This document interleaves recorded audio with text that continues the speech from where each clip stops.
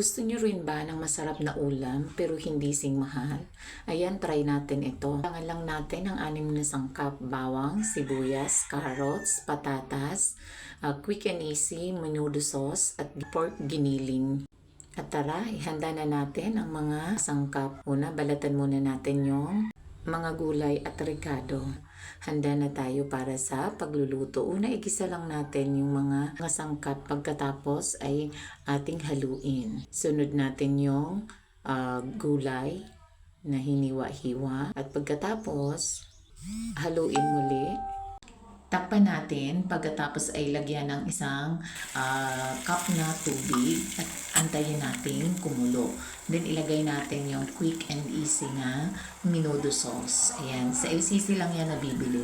At ito na, malapit na tayo maluto. At charan, from this to this. Yun lang guys, bye!